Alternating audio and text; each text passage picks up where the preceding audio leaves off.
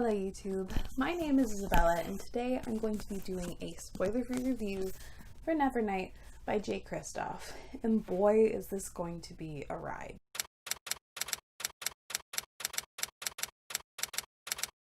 I have been looking forward to reading this book for years. I purchased this in 2016. I have one of the elusive UK hardcovers, first editions that everyone loves, and side note, if anyone wants to buy it off me, hit me up. And I would like to warn you here and now, if you like this book, if you like this series, maybe don't stick around because I hated this book and this is going to be an incredibly negative review. I'm warning you now, don't come up in the comments. I didn't like this book. It's perfectly fine if you did like it.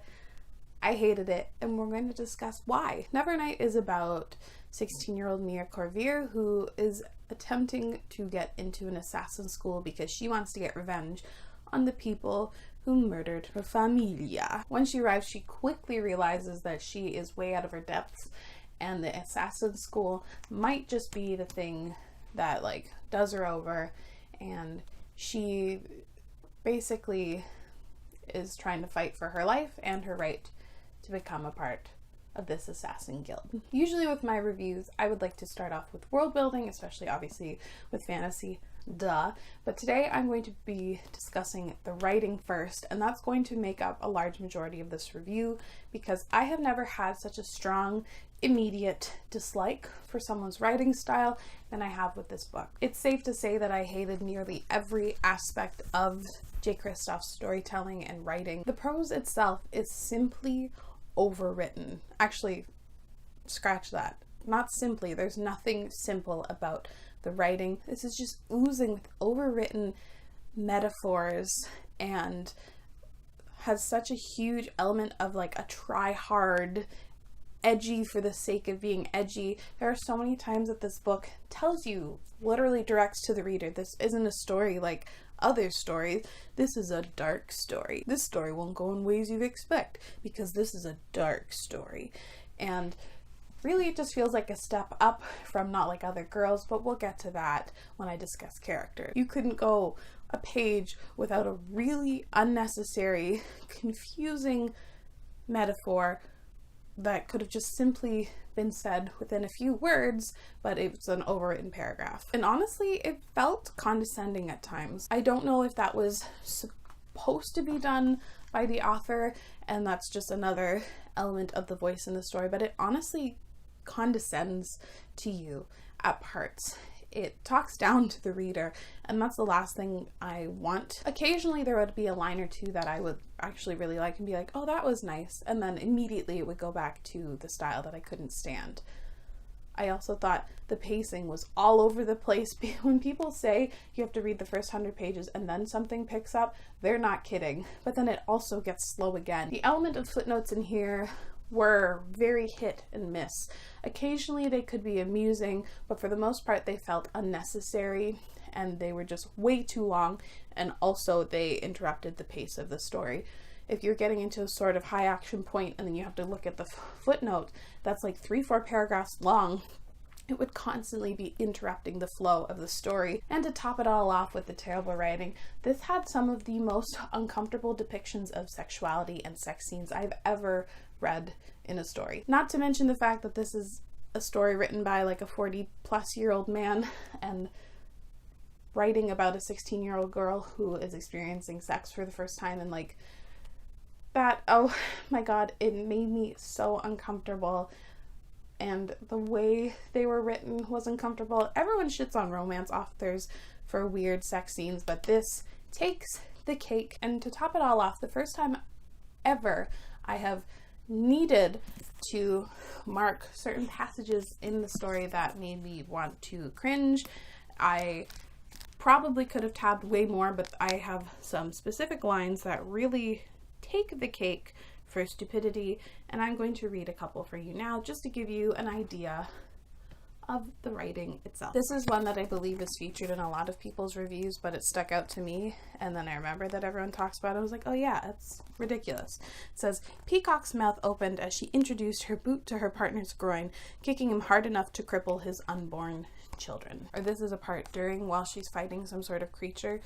I'm going to skip over some of it. It says, dragging its bulk back below the sand, howling like a dog who's returned home from a hard turn's work to find another hound in his kennel, smoking his cigarillos and in bed with his wife. God forbid you just say the beast was howling, or God forbid she just said she kicked him in the balls. Like, God forbid. I'm rereading some of these passages and just wanting to vomit, and I don't actually want to read them on screen because they're just that cringeworthy. So like I mentioned, the writing, because I hated it and just didn't work for me so much, a lot of the other elements of the story didn't work, but we're going to discuss the world building now, and I think that's one of the few spots that is okay, but again, the writing sucked my enjoyment out of basically everything. And this is, I would say, an Italian-inspired fantasy world. There's a lot of parallels and stuff, I guess, drawn to the Catholic Church and how, like, there is the ruling body. That stuff is all fine, par for the course for fantasy.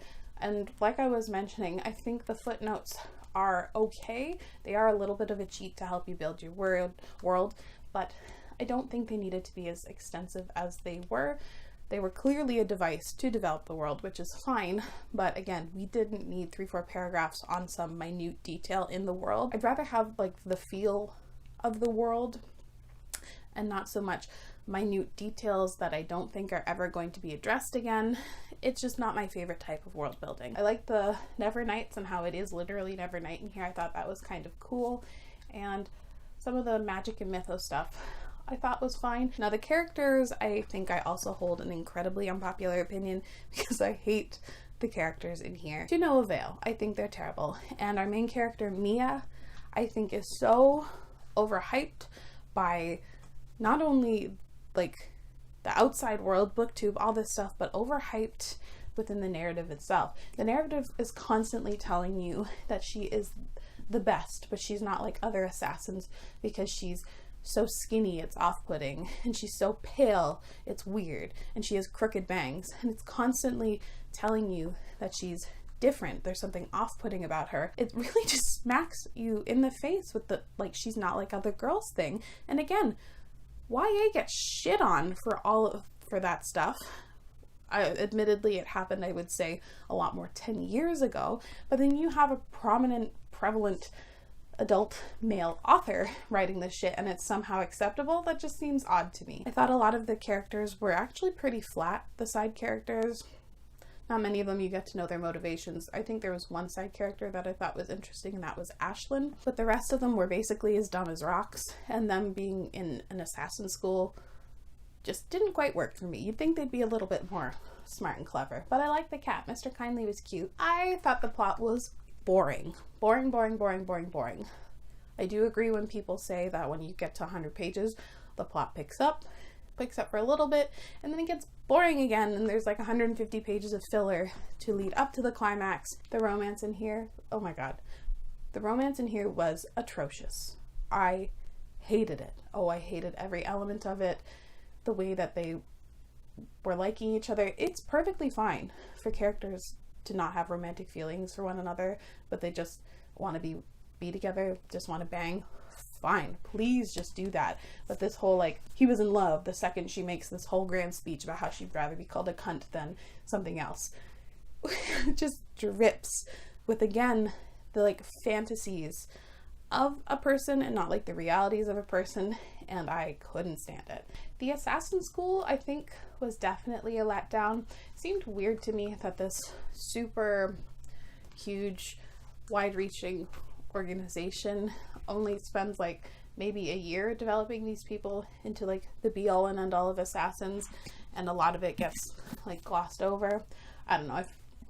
I thought the assassin part was actually kind of ending was semi-interesting, like the climactic point and where things kind of go wrong. That stuff was, in retrospect, kind of interesting. I could get on board for it, but because I was so numb and bored when reading it, I was just like, please just let it end. But I'll be fair, the ending wasn't terrible, and it does set up, I think, for an interesting sequel if you liked the first book. Overall, I give this 1, maybe 1.5 out of 5 stars if I'm being generous. I did not like this story, obviously. Most of the time I can see why people like a story. I can be pretty fair and unbiased in that way, but this one I'm struggling with, to be honest. Let me know down in the comments below what you thought of Nevernight, especially if you didn't like it. I would love to be able to vent with someone about that. But as always, thank you so much for watching. I really appreciate it, and I'll see you again very soon. Bye!